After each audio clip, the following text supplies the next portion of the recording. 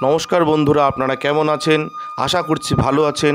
আমাদের চ্যানেলে যদি আপনি প্রথম বা নতুন হয়ে থাকেন তাহলে অবশ্যই চ্যানেলটি সাবস্ক্রাইব করে দিন এবং ভিডিও ভালো লাগলে অবশ্যই লাইক, কমেন্ট এবং শেয়ার করবেন। আজকে আপনাদের সাথে যেই ব্যাপারে আলোচনা করব তা হলো যারা কর্কট রাশির জাতক জাতিকা রয়েছেন আপনাদের কেমন কাটবে এই সপ্তাহ, অর্থাৎ 15ই জুলাই থেকে 21শে জুলাই পর্যন্ত কর্কট রাশির কেমন কাটবে সেই ব্যাপারে বলবো। আসুন জানি। এই সপ্তাহে আপনি মানসিক এবং শারীরিকভাবে ক্লান্ত বোধ করতে পারেন।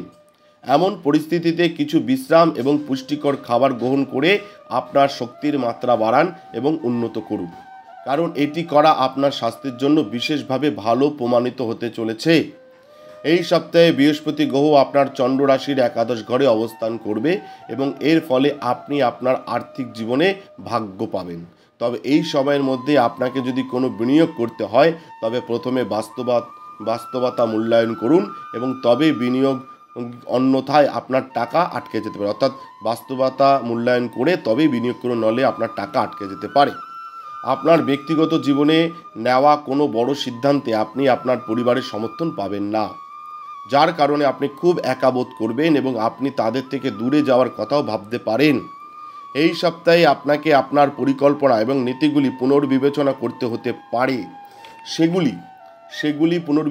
সেগুলিতে প্রয়োজনীয় উন্নতি করতে হতে পারে, কারণ এই সময়ে আপনার কাজের ফলাফল এবং লাভ আপনার মতে হবে, তবে আপনার মনের মধ্যে আরও কিছুর আকাঙ্ক্ষা আপনাকে মেটাবে না এবং আপনাকে আরও বেশি করার জন্য ক্রমাগত চেষ্টা করতে দেখা যাবে। এই সপ্তাহে আপনার গুরুদের জ্ঞানের সদ্ব্যবহার করুন। তাদের জ্ঞানের সদ্ব্যবহার করে তাদের সাহায্য ও সমর্থন নিতে বিন্দুমাত্র দ্বিধা করবেন না, কারণ এই সময়ে তাদের জ্ঞান এবং অভিজ্ঞতা আপনাকে বিষয়গুলি বুঝতে সাহায্য করবে, যার কারণে আপনি ভবিষ্যতে প্রতিটি পরীক্ষায় আরও ভালো করতে সক্ষম হবেন। এই রাশির বিবাহিতরা এই সপ্তাহে ভালো ফল পাবেন এবং তোমরা দুজনেই ভালোবেসে বাঁচবে এবং একে অপরকে সাপোর্ট হবে। এটা কিন্তু মাথায় রাখতে হবে যারা কর্কট রাশির জাতক জাতিকা রয়েছেন। আপনাদের বললাম কর্কট রাশির কেমন কাটতে চলেছে এই সপ্তাহ। আপনাদের ব্যক্তিগত যদি কোনো সমস্যা থেকে থাকে তাহলে আপনারা আমাদের স্ক্রিনে দেওয়া নাম্বারে যোগাযোগ করতে পারেন।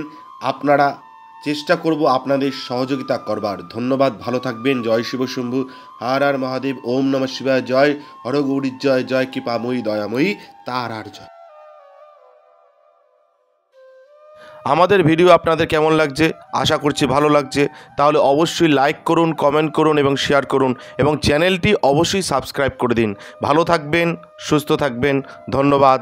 এবং সকলে অবশ্যই কমেন্টে লিখবেন জয় শিব শম্ভু, হর হর মহাদেব, ওম নমঃ শিবায়।